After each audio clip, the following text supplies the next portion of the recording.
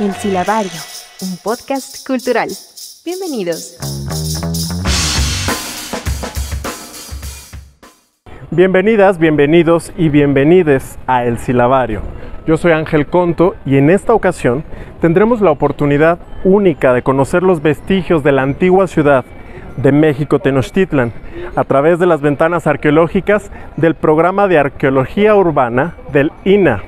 Nos encontramos en la calle de República de Guatemala, en el centro histórico de la Ciudad de México, y es a través de estas ventanas arqueológicas que tendremos la oportunidad de conocer el Hueyzompantli, el juego de pelota y el templo de Ejecatl Quetzalcóatl, resguardados hasta ahora bajo las piedras de esta Ciudad de México. Acompáñenos a conocer las ventanas arqueológicas. Ya nos encontramos al interior de este predio ubicado en la calle de República de Guatemala número 16 en el centro histórico de la Ciudad de México, y hoy tendremos la oportunidad de recorrer, de visitar, de sumergirnos en las entrañas de Tenochtitlan y conocer un poco más acerca de la historia de los antiguos mexicas. Es un gusto, un verdadero honor contar con la presencia del arqueólogo Raúl Barrera, quien es director del programa de arqueología urbana del Museo del Templo Mayor, del Instituto Nacional de Antropología e Historia. Arqueólogo Raúl Barrera, muchas gracias por esta entrevista, qué gusto tenerlo acá. Gracias, igualmente es un gusto que nos acompañen y pues bienvenidos. Pues vamos a conocer, ¿nos invita? Claro que sí, con todo gusto, vamos a acompáñenme a hacer el recorrido, aquí donde estamos llevando a cabo trabajos arqueológicos, ¿no? Entonces aquí estamos, podríamos decir que los primeros trabajos o los primeros sondeos los hicimos en el mes de diciembre del año 2009. Y ya propiamente el proyecto arqueológico se realizó en el año 2010, ¿no? Entonces venimos trabajando desde de aquella época hasta el día de hoy, y lo que tenemos pues es en el costado, en esta parte podemos ver el costado norte del juego de pelota, del que se encontró durante las excavaciones, y posteriormente tenemos por acá este vestigio que pues creo que desde mi punto de vista es muy importante, porque se trata de los restos de una casa virreinal de los primeros años después de que cae Tenochtitlan, ¿no? Entonces esta casa, que perteneció a un señor que se llamó Juan Engel, él fue uno de los primeros fundidores de la Nueva España. Entonces su casa la construye con materiales de la demolición del mismo juego de pelota y del templo de Ejecatl, que ahorita vamos a ver, ¿no? De los hallazgos que se han realizado en este lugar. Entonces la casa está hecha con sillares, son piedras de tezontle que están muy bien trabajadas, pero son los mismos materiales que pertenecieron al juego de pelota y quizás también al templo de Ejecatl, dios del viento. Si me acompañas por acá, vamos a ver, claro que sí. en este extremo tenemos una alfarda, ¿no? Esta es mexica, es una alfarda con un remate en la parte superior. Se trata de un dado o un cubo, es el remate de esta alfarda. Y a un costado se puede ver el desplante de los escalones. Ahí tenemos 3 escalones que apenas se alcanzan a configurar, que están adosados al muro colindante con el siguiente predio vecino, ¿no? Entonces, pero estos restos de pisos de laja son prehispánicos, son mexicas de los últimos momentos de ocupación, que es lo que podemos mostrar aquí. Maestro, ¿cuáles eran las expectativas que tenían ustedes cuando sale a la luz este espacio? Es decir, estamos hablando de un trabajo de más de 10 años que ha conllevado investigaciones, que ha puesto de manifiesto justamente esta riqueza que se encuentra debajo del suelo del centro histórico, pero cuando lo encontraron, ya lo estaban buscando. ¿Qué nueva información aportó a partir de ese descubrimiento acerca, no sé, de las dimensiones, de los usos que tenía un espacio como este? Es muy interesante que, además de ver justamente las etapas constructivas previas a la ocupación de Tenochtitlan, también podemos ser testigos de lo que ya nos decía, justamente de la construcción que data del siglo XVI. Así es, de los primeros años, esta virreinal, después de la caída de Tenochtitlan, ¿no?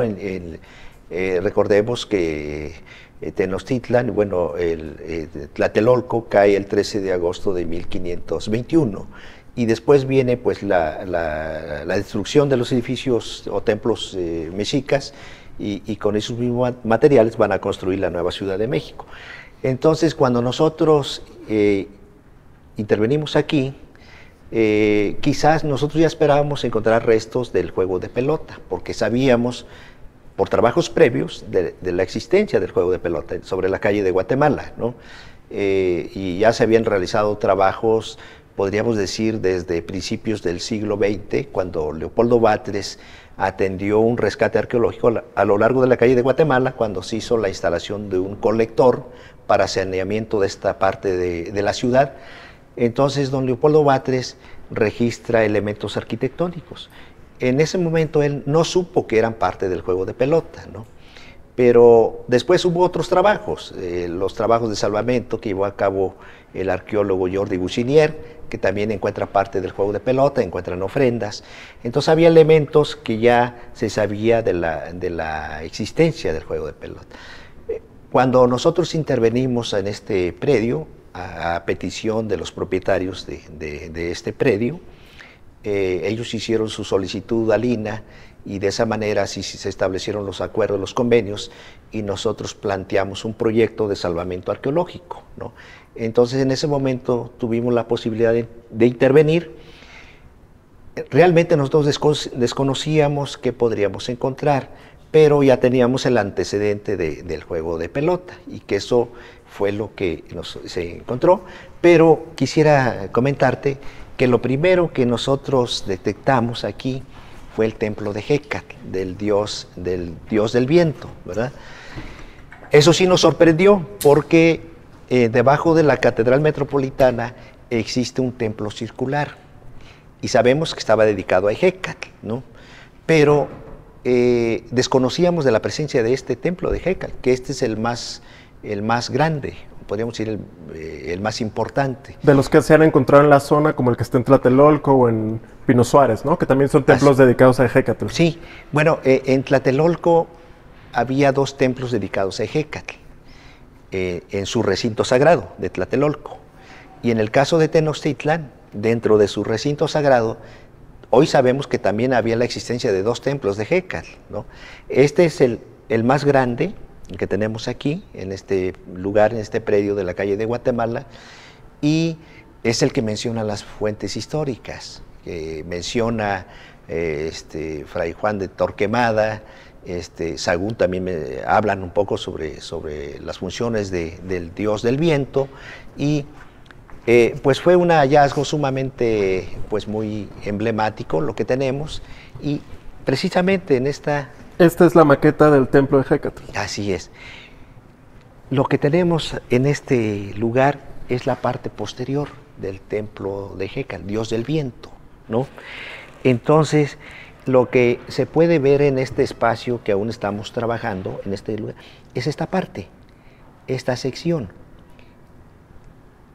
Esto es, podríamos decir, hasta este punto, es una pequeña sección del templo, del basamento del templo de Hécatl, lo que podemos mostrar acá. Ahí se ven los 2 cuerpos arquitectónicos, ¿no?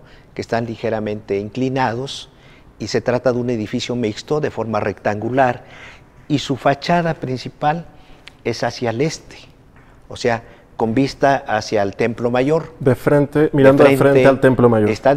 Podríamos decir que está... ¿alineado? De frente con el adoratorio de Tlaloc, dios de la lluvia, sobre el templo mayor. O sea, se están viendo estos dos edificios. Desde luego que el templo de Hécatl está con vista hacia el este, porque tiene relación con el mito de la creación del quinto sol en Teotihuacán, ¿no? Porque dice el mito que los dioses se arrojaron al fuego para crear los astros, el sol y la luna, ¿no? Entonces tienen relación con todas las construcciones del recinto sagrado, tienen relación con sus mitos, ¿verdad? Entonces ese es el motivo por el que el templo de Hécatl está con vista hacia el este, hacia donde sale el sol, ¿verdad? Porque Hécatl y Xipe fueron las dos deidades que atinaron por donde iba a salir el sol, que era hacia el este. Entonces ese es el motivo por el que tiene esta orientación. Entonces se trata de un basamento escalonado que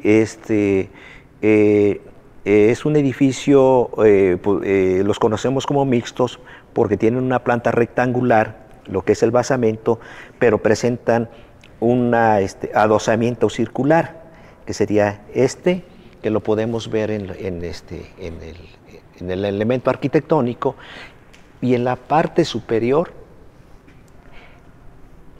presentaban el templo, que era redondo totalmente, y sabemos por documentos históricos que el techo era de paja, o sea, era un techo de paja, y el acceso con vista hacia el este presentaba en lo que sería la pared, el acceso, la representación de una serpiente, o sea, eran las fauces de la serpiente, muy similar a lo que aparece en Malinalco, en un templo de Jécal, en Malinalco, ¿no?, en la zona arqueológica. Entonces daba la impresión que los sacerdotes entraban hacia las fauces de la serpiente.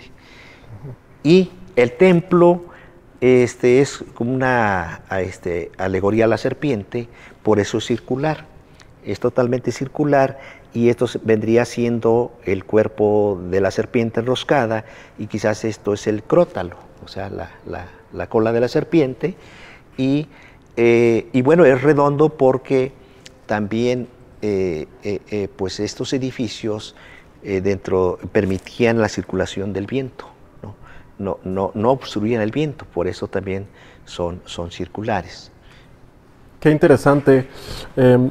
Raúl, pues aquí estamos viendo justamente esta estructura de la cual nos comentaba el arqueólogo Raúl Barrera, director del programa de arqueología urbana del INAH, y me gustaría preguntarle, Raúl, ¿cómo ha sido el proceso de salvamiento a lo largo de estos 10 años?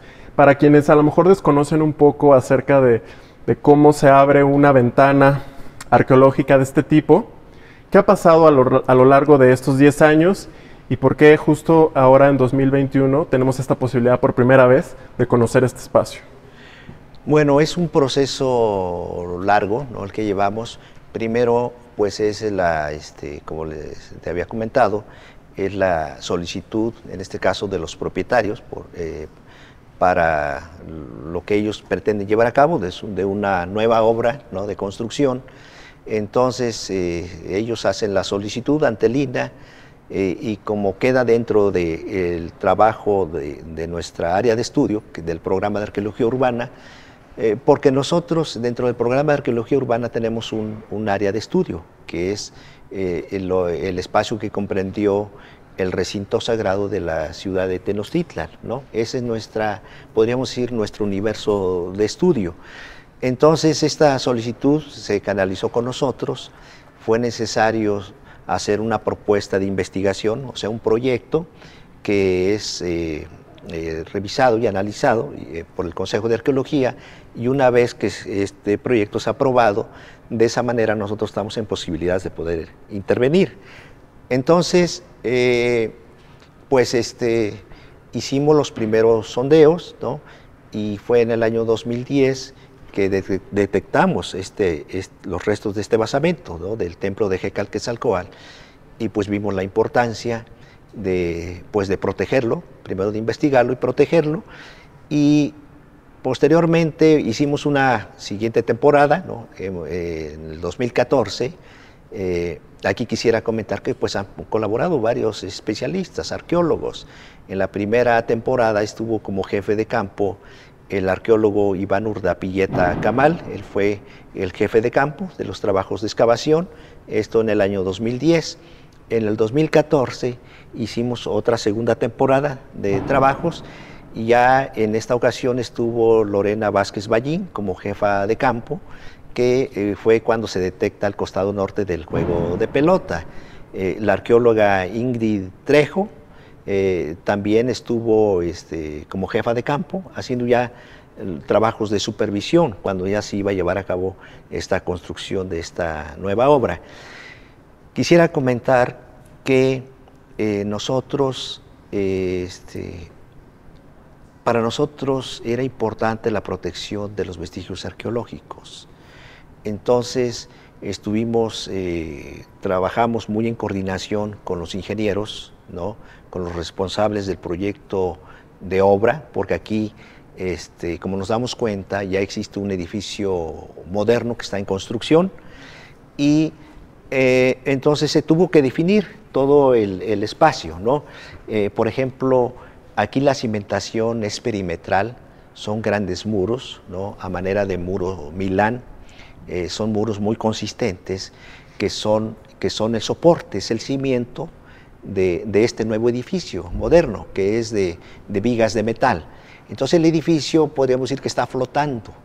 Entonces primero había que definir las características de cimentación del nuevo edificio, pero teniendo como eje los vestigios arqueológicos. Lo que había que proteger son los vestigios arqueológicos y encontrar una solución para llevar a cabo su nuevo edificio, ¿no? Entonces se logró, los vestigios aquí están protegidos, están conservados, y la idea es que este espacio en un momento, en un futuro próximo, se pueda abrir al público para que ya puedan visitarlo, conocerlo, que esa es la intención. Desde luego que todo esto, sí quisiera decirlo, que es un proceso de negociación, de conciliación entre propietarios, ingenieros. Nosotros nos apoyamos mucho en los estructuristas, porque también hay que tener la seguridad de que estos edificios modernos estén bien hechos, ¿no?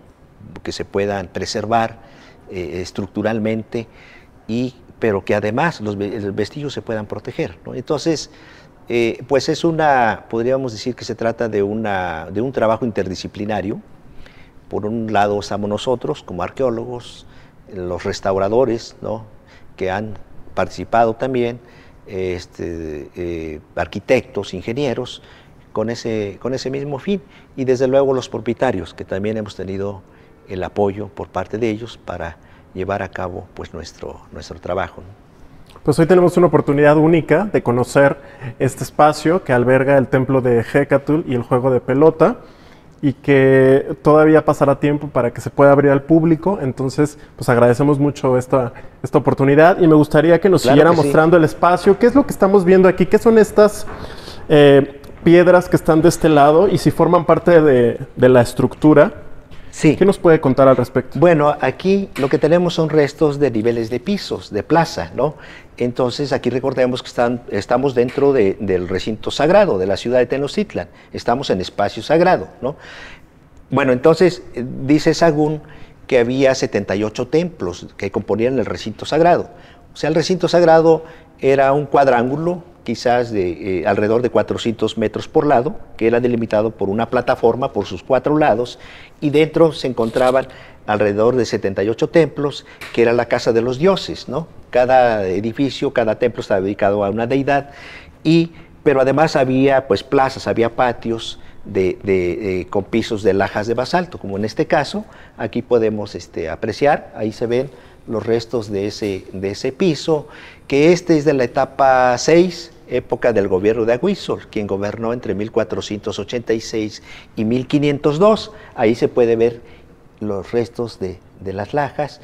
Después tenemos otros rellenos y se ve muy bien la estratigrafía, ¿no? Cómo está conformada con diferentes materiales, con arcillas, con limos, ¿no? Por ejemplo, la capa más negra, son limos, podríamos decir que es material extraído del fondo lacustre y que sirvió para proteger este piso, que ya sería de la etapa 5, ¿no? Más o menos de 1481 a 1486, este nivel de piso. Y así sucesivamente, si nosotros hiciéramos una excavación más profunda, vamos a seguir encontrando otros niveles de pisos y de otras construcciones o basamentos más antiguos. En estas imágenes es para mostrar el proceso de trabajo, ¿no?, que hemos llevado aquí desde el año 2010, y ahí se puede apreciar la parte posterior del templo de Hécatl, es una vista panorámica de cómo estaba el predio, y al fondo tenemos la Catedral Metropolitana. Entonces, es esta secuencia de ocupación de restos de ciudades que tenemos aquí en el centro histórico, ¿verdad? Porque sí, efectivamente, existen diferentes niveles de ciudades, ¿no? Que es lo que nos da la arqueología, la maravilla de estas excavaciones, ¿no? Y poder tener pues toda esta lectura, ¿verdad? Una maravilla, es impresionante cómo justamente vemos aquí estos niveles de construcción y estos contrastes entre la construcción de la catedral, el edificio, los nuevos muros, los muros del edificio moderno, y abajo, pues bueno, estos vestigios que estamos conociendo el día de hoy en este espacio que todavía no está abierto al público, que eventualmente se podrá disfrutar y tener acceso a él, pero pues hoy tenemos esta oportunidad única de conocer este espacio. Sí, pues nos da mucho gusto que nos hayan acompañado, y pues también decirles, ¿no?, que pues estamos trabajando y es para el público finalmente. Nuestro interés es que la sociedad, que esto se difunda a través de esto, ¿no?, de dar a conocer el trabajo, lo que hace el programa de arqueología urbana con todo su equipo de especialistas, y este edificio sigue en obra, ¿no? Por esa razón, pues debemos tener mucho cuidado, ¿no? Pero en algún momento esto ya, una vez que culminen con el edificio, con la obra, se podrá abrir al público para que ya lo puedan visitar, ¿no? Buenísimo, pues muchas gracias, Raúl. Seguimos recorriendo las ventanas arqueológicas en el Centro Histórico de la Ciudad de México. Seguimos en las ventanas arqueológicas en esta oportunidad única de conocer a través de los trabajos que ha realizado el programa de arqueología urbana del INAH, pues cómo era la antigua Ciudad de México Tenochtitlan, y específicamente hoy nos encontramos en esta plaza en la cual vamos a conocer o estamos conociendo acerca de dos edificios muy importantes, uno de ellos el templo de Ejecatl-Quetzalcóatl, y el segundo el juego de pelota, para lo cual está con nosotros la arqueóloga Lorena Vázquez, quien nos va a conversar, nos va a platicar acerca de este juego de pelota. Muchas gracias, Lorena, bienvenida. No, ¿de qué? Gracias a ustedes, es un gusto. Qué gusto. ¿Qué estamos viendo aquí? Pues miren, bueno, esta es una maqueta de cómo los arqueólogos del programa de arqueología urbana pensamos que podría haber sido el Teotlachco o juego de pelota. Esta, digamos, reconstrucción que hacemos está basada en los hallazgos que hicimos durante nuestras excavaciones, tanto de salvamentos anteriores, ¿no?, que se hicieron en otros puntos, que ya les había comentado el arqueólogo Barrera, como también incorporando los datos que nos dan las fuentes históricas. En este caso, nosotros nos encontramos exactamente en esta parte de aquí. Digamos que si este fuera un mapa de usted está aquí, ¿no? Okay. Esta pequeña banqueta que había aquí, la vamos a observar ahorita junto con las escalinatas y luego el remate de esta plataforma, que era donde había una suerte de espacio porticado. Encontramos evidencia de algunas huellas de los postes que sostenían este espacio porticado. También vemos la alfarda y este fragmento de la escalinata, y estamos entonces digamos, en la parte de atrás del juego, ¿sí?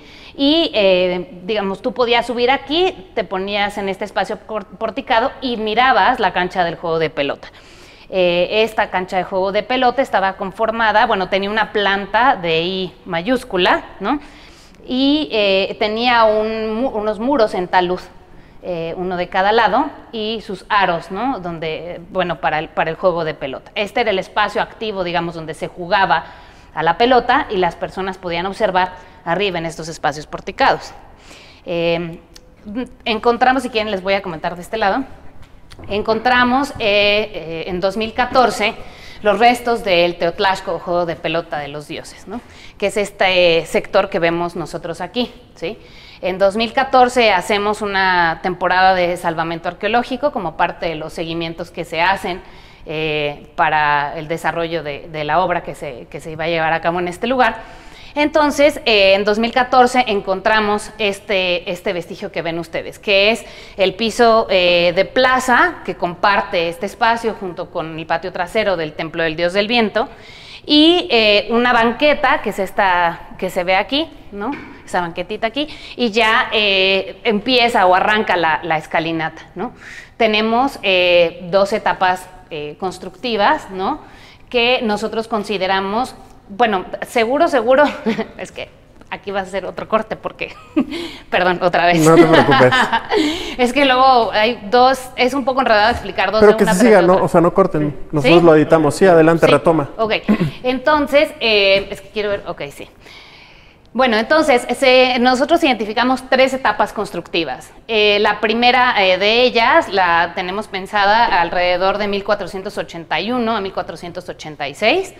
Y de este lado, que es el lado de la escalinata, solo observamos 2 etapas constructivas. Del otro lado, que era donde se encontró el talud que da hacia la cancha, ahí fue donde identificamos las 3 etapas. Entonces, de este lado solo se conservan 2 etapas constructivas, que son las que ven ustedes acá. Si acercamos un poco la mirada, podemos ver aquí un pequeño espacio. Esta es la etapa constructiva anterior a esta. Esa escalinata que vemos más pequeña, mejor estucada, se conserva mejor porque los mismos mexicas la cubren para construir su siguiente etapa, para hacer su siguiente etapa constructiva, ¿no?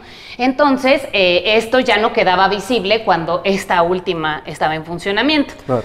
Cuando nosotros excavamos este sector, en ese espacio de ahí, identificamos una ofrenda que consistía en cuellos. Eran vértebras, lo que nosotros encontramos, grupos vertebrales. Solo cuellos. Sí, bueno, una parte era solo cuellos, dispuestos en un depósito más o menos circular, más de 30 grupos vertebrales, que como los encontramos no solo articulados, sino con fragmentos del delioides, sabemos que fueron depositados con tejido. Es decir, cuando ellos los depositan, no son vértebras, son cuellos. Y en la parte de arriba de estos grupos vertebrales se depositaron fragmentos de cráneo encima, puros fragmentos de cráneo encima de esto, ¿no? Para nosotros pues era un reto grande explicar esto, sigue siendo un gran reto explicar esto, pero hemos observado en distintos códices, por ejemplo, imágenes alusivas a deidades relacionadas con la fertilidad, deidades femeninas, por ejemplo, que están siendo degolladas a un lado del juego de pelotas. Aparece el juego de pelota y aparecen estas deidades. Entonces, nosotros pensamos que al ser el cuello, el punto donde ya sea murieran, no tenemos forma de saber cómo murieron estas personas. Entonces, ya sea que hayan muerto por extracción de corazón o por algún otro tipo de sacrificio, por degollamiento, finalmente se separa la cabeza del cuerpo, ¿no? Pero el cuello es un punto donde brota la sangre profusamente, ¿no? La sangre solía ser un alimento que nutre la tierra, o sea, a la tierra se le nutre con sangre de sacrificio. Entonces, este ritual podría tener que ver con rituales propiciatorios de vida. O sea, esta ofrenda puede ser producto de un ritual que haya tenido fines propiciatorios de vida, ¿sí? O de alimentar a la tierra. Finalmente fue depositada de manera intrusiva, es decir, se abre un espacio en la tierra para depositarla, ¿no? Obviamente esto son investigaciones siempre en curso, pero este es, digamos, un primer acercamiento, ¿no? A reserva de seguir avanzando con las investigaciones de estos grupos vertebrales. Buenísimo, pues qué interesante. Sí. Sin duda, cada día seguimos descubriendo y bueno, la historia no es algo inamovible, ¿no? Así justamente es. Vamos descubriendo, simplemente estas etapas constructivas nos dan justamente distintos contextos de lo que pasó aquí. Así es. Lo que pasa es que hacemos, nosotros en Programa de Arqueología Urbana, nos gusta explicar siempre a la gente que es como una suerte de rompecabezas, ¿no? Es como si yo te diera a ti armar un rompecabezas y te dijera, mira, vas a armar un rompecabezas de una escena en la playa. Te platico que hay hamacas, que hay un mar azul, que hay una palmera, ¿no? Pero no te doy todas las piezas completas y tampoco te enseño la fotografía. Entonces, te voy dando algunas piezas, te suelto una, mañana te suelto 2, luego te suelto una otra vez y así, pero nunca ves tú la imagen tal cual es, ¿no? Solo te voy platicando. Entonces, cada una de estos pequeños espacios que nosotros vamos descubriendo son partes de ese rompecabezas. Entonces, de pronto tú piensas que esta azul va con pero después aparece otra pieza y dices, no, bueno, este es de otro lado, ¿no? Pero así es como los arqueólogos que trabajamos aquí en el Templo Mayor vamos armando el rompecabezas del recinto sagrado de Tenochtitlan. Pues muchas gracias por ayudarnos a entender ¿No de justamente ese rompecabezas y por esta gran labor que como ya hemos mencionado en esta edición del Silabario, pues ha tomado más de 10 años Sí. de trabajos, de investigación y por supuesto de nuevo conocimiento que se está generando y que pues gracias al trabajo del INA y del programa de arqueología urbana, pues hoy tenemos estas miradas Sí. pues a la vida, ¿no? Para tratar de entender un poco la vida de los mexicas. Muchas gracias. Claro. No, de qué, con gusto. Seguimos en las ventanas arqueológicas en esta oportunidad única de conocer más acerca del legado de los antiguos mexicas y en esta ocasión nos encontramos en un predio que alberga el Hueyzompantli, una de las estructuras que más ha llamado la atención en torno a los descubrimientos arqueológicos en los últimos años, y para conversar sobre ello estamos con el director del programa de arqueología urbana del INA, Raúl Barrera. ¿Cómo está, Raúl? Muy bien, Ángel, pues bienvenidos. Qué gusto, gracias por esta oportunidad. Me gustaría comenzar preguntándole qué es un zompantli. Bueno, el Zompantli es un edificio donde eran exhibidos los cráneos de los individuos sacrificados, ¿no? Que quiere decir en náhuatl muro, hilera de cráneos, ¿no? Entonces, en este caso se trata del Hueyzompantli, que está asociado al recinto sagrado de Tenochtitlan y que estaba dedicado a su dios tutelar, que era Huitzilopochtli, deidad solar en el Templo Mayor, ¿no? Entonces, recordemos que el Templo Mayor pues era el edificio más emblemático de la ciudad de Tenochtitlan, y en la parte superior presentaba dos adoratorios. El del lado norte estaba dedicado a Tlaloc, dios de la lluvia y de la fertilidad de la tierra, y el del lado sur era el adoratorio dedicado a Huitzilopochtli, deidad solar y guerrera de los mexicas. Entonces, el Hueyzompantli está dedicado precisamente a este dios guerrero que es Huitzilopochtli. El Zompantli pues era un edificio, una plataforma que constaba de una empalizada, ¿no? Se trataba de una plataforma de muy poca altura, quizás de 2 cuerpos arquitectónicos, y tenía en su parte superior pues toda una serie de postes de maderas, ¿no? Desconocemos la altura que tenían estas maderas, pero quizás eran entre los 4 y 5 metros de altura, y toda esta serie de hileras de postes pues presentaban, les hacían ciertos orificios por donde colocaban unos travesaños, o sea, otras maderas a manera de palos, ¿no? Travesaños con los conjuntos de cráneos que se les hacían orificios en los tempoparietales, y estos conjuntos de cráneos eran exhibidos, ¿no? en esta empalizada y con vista hacia su dios, que era Huitzilopochtli. Entonces, pues esto es el Zompantli, es una tradición mesoamericana, no es exclusiva de los mexicas, ¿no? Esto lo vamos a encontrar en todas las sociedades prehispánicas, en las ciudades, en los pueblos más importantes tenían su propio Zompantli, ¿no? Así los encontramos en regiones como es aquí en el centro de México, en Tlatelolco, en Tenochtitlan, en otras regiones como es Tula, en la zona maya, en Oaxaca también se han encontrado evidencias de Zompantlis, en Tlaxcala, ¿no? Precisamente actualmente se está trabajando otro Zompantli en un sitio que se conoce como Tecuaque, ¿no? Ahí también existe un Zompantli. Entonces, pues es una tradición mesoamericana. Asociados al recinto sagrado, sabemos por fuentes históricas que había 7 Zompantlis. Este es el primero que se está detectando aquí en este predio. Y aquí nosotros intervenimos a partir del año 2015, cuando se lleva a cabo la primera temporada del proyecto de salvamento arqueológico, ¿no? Y nuevamente, bueno, intervenimos a petición de los propietarios de este edificio histórico, porque tenían la intención de rescatarlo, este edificio histórico, y para ello, para que ellos puedan llevar a cabo su proyecto de remodelación o de rehabilitación de este edificio, requerían la autorización del área de arqueología para poder continuar con sus trabajos. De esa manera es como nosotros llegamos, ¿no? a raíz de esta solicitud, y se hace un proyecto para poder intervenir en este mismo espacio. Desde luego que nosotros ya teníamos cierto conocimiento que podríamos encontrarnos con el Huayzonpantli. ¿Y cómo cambió ese conocimiento que se tenía a partir de las fuentes históricas, de los códices, con lo que encontraron? Bueno, nosotros a partir de que teníamos conocimiento a partir de las fuentes históricas, pero físicamente no conocíamos el Zompantli. Desde luego que también quisiera decir que ya lo habían encontrado otros investigadores anteriores de otros años, ¿no? Por ejemplo, don Leopoldo Batres, cuando trabajó en la calle de Guatemala, don Manuel Gamio trabajó en este predio vecino, que está aquí en el número 22, don Manuel Gamio en 1913 hizo excavaciones y también encontró restos del Huayzonpantli. Pero ellos no pudieron saber en ese momento que se trataba del Huayzonpantli, porque no había tanta información, no se tenían mayores datos, ¿no?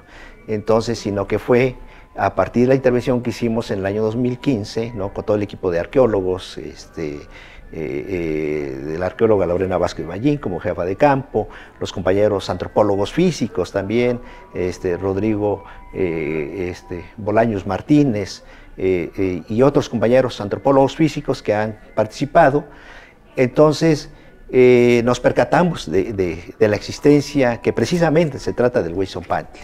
Se encontraron pues casi ya al final de esa primera temporada pues una serie de fragmentos de cráneos que se encontraban dispersos, regados en los rellenos, y que pues son producto de la destrucción del Huayzonpantli, ¿no? Cuando cae Tenochtitlan y que Cortés toma la decisión de destruir la ciudad y sus templos, entonces uno de esos edificios es el Zompantli, que es destruido, y durante la excavación pues vamos a encontrar las evidencias de todo ese proceso, ¿no?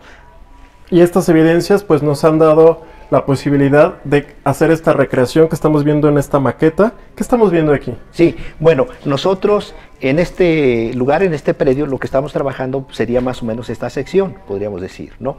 Estamos en la parte sur del edificio histórico, y lo que se encontró fueron restos de superficies de estuco, ¿no? de la plataforma, de esta plataforma, que es lo que tenemos aquí durante las excavaciones, y los orificios de los postes de estas maderas, ¿no? que son estos postes, y que tienen unos travesaños con pequeñas representaciones de cráneos, de conjuntos de 5 cráneos que eran exhibidos.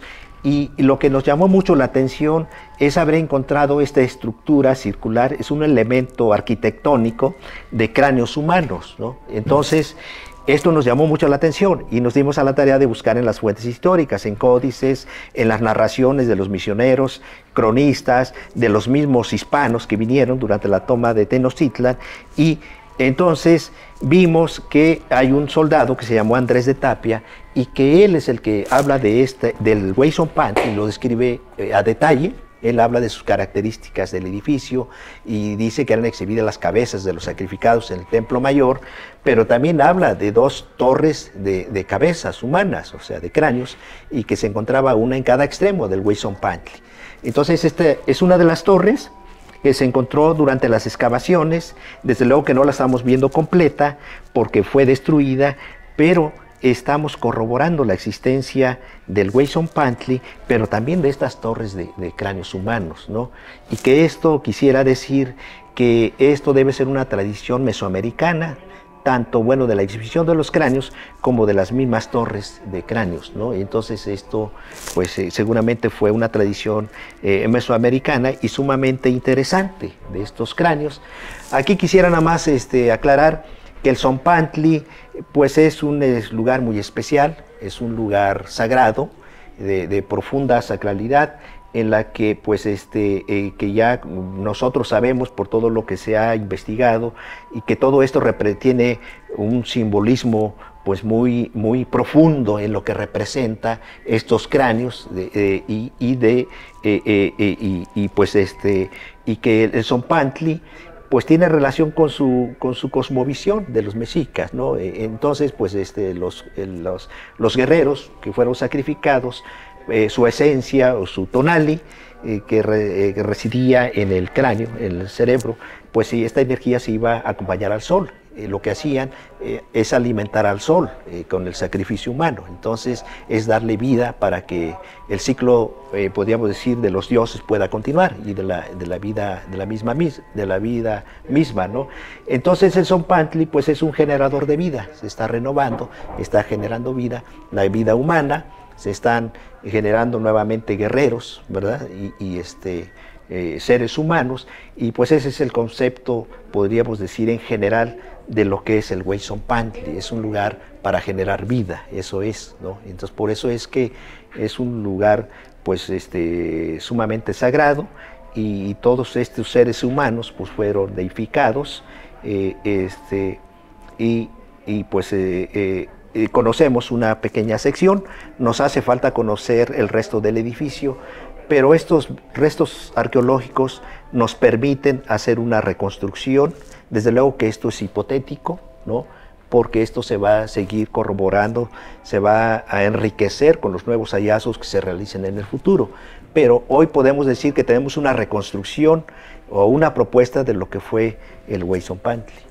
Pues vamos a conocerlo más de cerca. Vamos ahora a bajar justamente a donde se encuentra esta torre de cráneos que estamos viendo acá, para que podamos conocer más de cerca estos hallazgos, y también decir que por el momento no se encuentra este espacio abierto al público y va a tomar todavía tiempo, ¿no? Así que se es. pueda habilitar. Creo que esto es muy importante, porque nosotros como arqueólogos y dentro del programa de arqueología urbana tenemos el interés que estos espacios, no todo se puede exhibir, porque por muchas razones, ¿no? Por seguridad, porque también los edificios históricos que se encuentran actualmente también son una belleza, tienen un valor histórico, entonces hay que protegerlos, ¿verdad? Y pues todo esto nos lleva tiempo, ¿no? Vamos trabajando de la mano con la rehabilitación de los edificios históricos.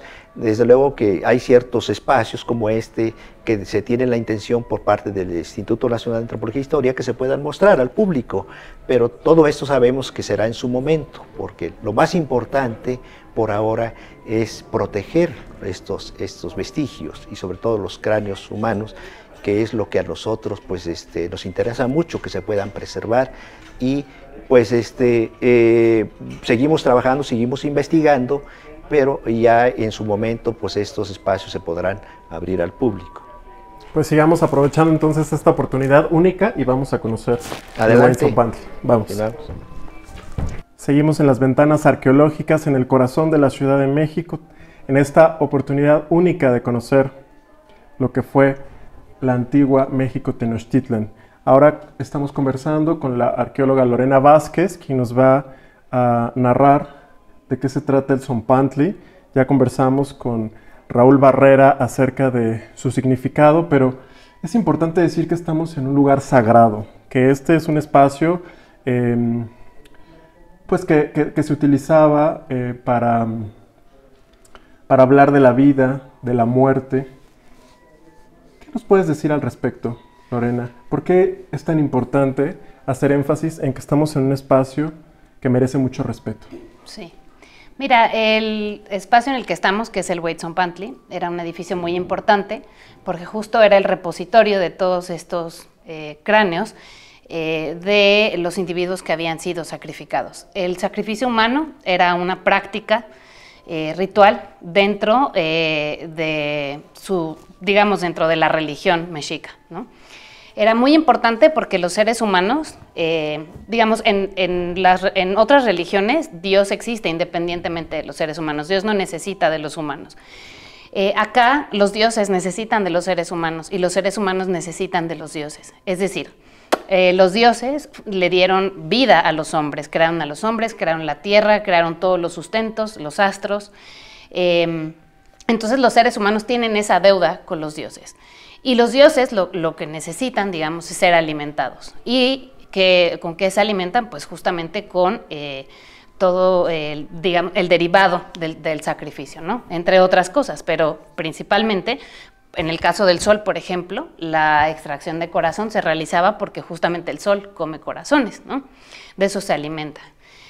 A lo mejor para nuestra mente moderna es complicado entender esto, entender cómo esto puede ser algo sagrado, entender cómo esto puede tener sentido, pero pensemos que en ese tiempo la explicación de los fenómenos naturales, la explicación de la vida misma, la daba la religión, ¿no? Hoy nosotros tenemos la ciencia para explicar la realidad, ¿no? Para explicar el mundo. En ese momento, estos fenómenos se explicaban a partir de la religión. Es como si yo hoy te dijera, no, pues el ciclo del agua no existe, ¿no? Tú me dirías, no, bueno, eso es una aberración, por supuesto que existe, como no existe. Para estas personas, ¿no? Es como si yo les dijera que es un mito en el que, o la historia que se narra a través de la cual el sol nace, ¿no? Si yo les dijera que no es cierto, ellos pues les parecería igualmente una aberración. Entonces, si yo entiendo de esta manera la realidad, es perfectamente comprensible que lleve a cabo estas prácticas. Es decir, si yo quiero que la vida se mantenga, que la vida en la Tierra se mantenga, que el sol siga saliendo, lo tengo que alimentar, porque si el sol no es alimentado, el sol se muere. Y si el sol se muere, pues nos morimos todos, ¿no? O sea, es una lógica impecable, ¿no? Entonces, el sol come corazones. Lo primero que hace el sol cuando nace, ¿no? Es alimentarse justo del corazón de sus hermanos a los que derrota, ¿no? Entonces, los mexicas por eso alimentaban con corazones al sol, porque lo que ellos buscaban era justo preservar la vida, era que el sol siguiera saliendo y que siguiéramos teniendo todos los mantenimientos para que sigamos vivos todos. Por eso era, digamos, tan importante esta práctica sacrificial en concreto, ¿no? Este Tzompantli en el que estamos era el Tzompantli dedicado a Huitzilopochtli, esta deidad de la que hablamos, y todos estos individuos, según lo que narran las fuentes históricas, habían sido sacrificados en honor a esta deidad. Entonces aquí tenemos como ese resumen o esa representación. Por otro lado, los huesos eran considerados en época prehispánica como una suerte de semillas, ¿sí? Estos huesos tienen una capacidad digamos, de crear vida, de dar vida. ¿Qué vida? Pues nuevos seres humanos, ¿no? Así como pues tú siembras granos de maíz y crece el maíz, ¿no? Estas semillas, estos huesos son semillas, ¿sí? Por esa razón es que eran depositados en este lugar, ¿no? Nosotros pensamos como si se estuviese buscando justamente propiciar más seres humanos para que siga existiendo esta misma práctica que a la vez permite la vida. ¿Por qué pensaban de esta manera? Por ejemplo, en el mito donde se narra cómo pues fueron creados los seres humanos, ¿no? En una era anterior habían sido destruidos los seres humanos. Para hacer los seres humanos de la nueva era, Quetzalcóatl desciende al inframundo, donde está Mictlantecutli, resguardando los cráneos, los huesos, o sea, todo en el Mictlán. Él es quien tiene la posesión de todos estos elementos, ¿no? Los huesos, los cráneos, etc.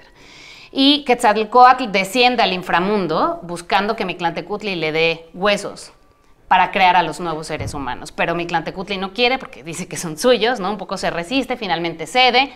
Pero después se arrepiente y en el camino de ascenso de Quetzalcóatl del inframundo hacia la tierra, pues va tropezando. Mictlantecutli le manda varias interrupciones, ¿no?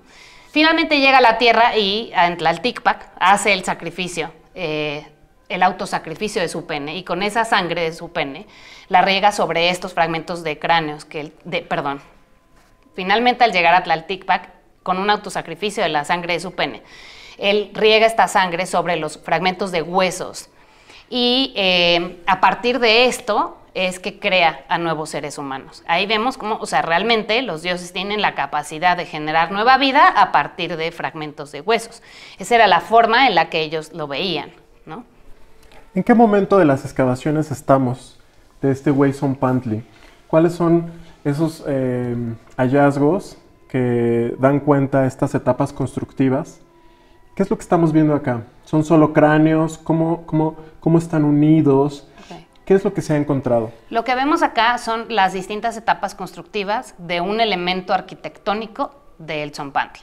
El Tzompantli, como ya les había explicado un poco el arqueólogo Barrera, era un edificio que estaba conformado por plataformas sobrepuestas, bajas, que realmente lo importante es lo que está encima de la plataforma. Entonces, arriba hay un sistema de postes y travesaños y dos torres, una de cada lado. Estas torres hechas únicamente de cráneos o principalmente de cráneos, con argamasa, una mezcla, ¿sí? Esta mezcla está compuesta principalmente de cal, arcilla, arena, agua, ¿sí? Y con esto se lograba aglutinar. La torre tiene distintas etapas constructivas, como los elementos arquitectónicos de otros edificios. Cuando un edificio crece, crecen sus componentes. Entonces, lo que vemos aquí nosotros son distintas etapas constructivas de la torre y la plataforma. Acá tenemos una primera etapa constructiva de la torre, donde, si ustedes se fijan, estos cráneos hacia la fachada o la parte la cara exterior de la torre, los cráneos todos miran hacia afuera. Y los de la cara interior, los cráneos todos miran hacia adentro. No así los cráneos que están, digamos, en el relleno, ¿no? Estos cráneos que conforman el núcleo de esta torre están mirando o colocados de manera indistinta hacia diferentes puntos. Se usa esa torre un tiempo, después se hace crecer con más cráneos, que es la siguiente etapa constructiva que vemos aquí, y la fachada, que está acá, y así va creciendo sucesivamente. Esta torre tiene su desplante más abajo, no lo podemos ver ahorita, ¿sí? Va pasando el tiempo y se queda envuelta, digamos, por las siguientes etapas constructivas de la plataforma. De tal suerte que en la última plataforma, que es esta que tenemos acá, pues ya las etapas constructivas de torre anteriores pues ya quedan sepultadas hacia abajo. Esta plataforma tenía su propia torre. Esa plataforma tenía su propia torre que sale de ahí, digamos. Deben haber sido torres grandes, no conocemos su altura, porque ya no las vemos, fueron destruidas por los españoles, pero al menos sabemos que tenían alrededor de 4.70 metros de diámetro, ¿no? Eso es algo importante, un dato importante, ¿no? Y deben haber tenido por lo menos pues unos 60 de altura, o sea, al menos tanto más que las etapas constructivas anteriores, aunque muy probablemente tenían bastante más que eso, ¿no? No tenemos la evidencia de cuánto, pero debe de haber sido más que eso. Pues qué impresión. Qué maravilla. Sí. Muchas gracias, No, Lorena. ¿de qué? Claro, con gusto. Seguimos en las ventanas arqueológicas, aquí en el Weyson-Pantli. Seguimos en el Weyson-Pantli, aquí en el corazón del Centro Histórico de la Ciudad de México, y ahora vamos a conversar con el antropólogo Jorge Gómez Valdés. Muchas gracias, Jorge, por acompañarnos. Me gustaría preguntarte cuál es la relación entre la cosmovisión de los mexicas y lo que pasó con los cuerpos y que pertenecían a los cráneos que estamos viendo en este Weyson-Pantli. Pues excelente pregunta, ¿eh? Mira, para poder responder a una pregunta de esa complejidad, nosotros tenemos que abordar el problema primero desde una perspectiva en la cual la información de distintas fuentes sea conjuntada. Por ejemplo, las fuentes escritas, etnohistóricas, la información que la arqueología misma nos da con los vestigios, y desde luego en esta que es una oportunidad única a partir del estudio del cuerpo, ¿sí? Y de los sujetos. Entonces, conjuntando esa información, nosotros creemos que esa pregunta puede ser abordada de una manera, ¿cómo decir?, más amplia, más completa, suficiente incluso. ¿Por qué? Porque nosotros podemos ver que en el tratamiento que hubo después de la muerte de estos sujetos, hay una estrecha relación con la manera en la que se concebía el mundo, es decir, con la cosmovisión, un sistema filosófico muy complejo, en el cual podemos apreciar algunos elementos, por mencionar, por ejemplo, la continuidad que hay entre la vida y la muerte, ¿sí? La visión de continuidad entre vida y muerte. También, desde luego, la relación recíproca que había entre las personas y las deidades, digamos, o los elementos anímicos que puede haber en la misma naturaleza y su correspondencia que hay en el cuerpo. Lo vemos, por ejemplo, en analogías como el aire o el agua con respecto al cuerpo. En la naturaleza hay correspondencias analógicas en el cuerpo. Y por último, te decía, la reciprocidad de los dioses con las personas, digamos, la dualidad entre la vida y la muerte, o la relación dinámica entre vida y muerte, y esa correspondencia de la naturaleza en el cuerpo. Esos elementos de la cosmovisión, en este caso mesoamericana, casi que en toda la cosmovisión mesoamericana los vemos, lo podemos apreciar en el tratamiento que hubo en el cuerpo de estos individuos. O sea, lo que vemos es que está habiendo un procesamiento corporal después de la muerte, en el cual estos conceptos están claramente plasmados. O sea, vemos cómo están manejando las, digamos, energías anímicas del cuerpo en un tratamiento que nosotros llamamos tratamiento corporal póstumo. Entonces, al mismo tiempo, nosotros podemos estudiar con esta evidencia, igual uniendo información arqueológica y bioantropológica, no solo cómo fallecieron estos individuos, sino cómo vivieron. ¿Qué les pasó a estos individuos? ¿Qué sabemos a partir de este contexto? Sabemos a través de los restos óseos una parte de la información. Con la arqueología sabemos otra y con las fuentes escritas una tercera. Entonces podemos reconstruirlo. Con los restos óseos y bueno, aquí solo están una parte del cuerpo, ¿no? Que sería la cabeza. Entonces sabemos un poco de la información y al menos podemos saber que son sujetos que en su vida tuvieron condiciones óptimas de vida. O sea, son personas que tuvieron buenas condiciones de vida. O sea, es decir, que no estamos observando huellas muy ampliamente difundidas de enfermedades o de condiciones que nos permitieran pensar que son sujetos que en vida padecieron precarias condiciones, ¿no? ¿Y quiénes son? ¿Hay niños? ¿Hay mujeres? ¿Son hombres? ¿Son guerreros? Bueno. ¿Qué sabemos acerca de ellos? Sabemos que nosotros hemos podido analizar una muestra de todos los sujetos que están aquí. Y con esa muestra, que es menor a la cantidad total de individuos, sabemos que un porcentaje considerable son sujetos adultos en edad joven, más o menos entre 20 y 45 años, 50 años, por hablar de una generalidad. Ese es el mayor porcentaje, sujetos masculinos en edades jóvenes. También hay sujetos femeninos, digamos en una proporción menor, y una proporción bastante baja, menor al 10%, de sujetos infantiles. Digamos sujetos que no alcanzaron lo que entendemos como la adultez, ¿no? La mayoría de edad. Respecto a tu segunda pregunta de si son estos sujetos guerreros o no, pues nuevamente en los restos óseos y especialmente con el cráneo, pues no tenemos información sobre ello. Sin embargo, hay otras fuentes de las cuales podemos tomar información.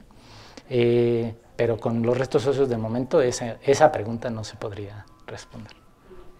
Pues nos queda mucho todavía por aprender, Jorge. Hay mucho por investigar. Este es muy probablemente un hito para la arqueología y para la investigación interdisciplinaria, que está todo por hacerse.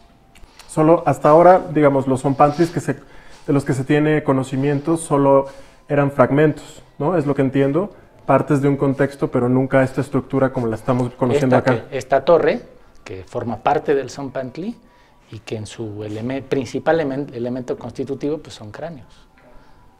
Muy bien. Pues muchas gracias, Jorge. Sí, gracias a ti, Ángel. Qué gusto. Gracias por acompañarnos en esta edición de El Silabario. Yo soy Ángel Conto. Recuerden que pueden encontrar todos los episodios de El Silabario en las redes sociales de la Secretaría de Cultura, así como en las plataformas de Spotify, Apple Podcast y Google Podcast. Gracias, hasta la próxima. El Silabario, un podcast cultural. Gobierno de México.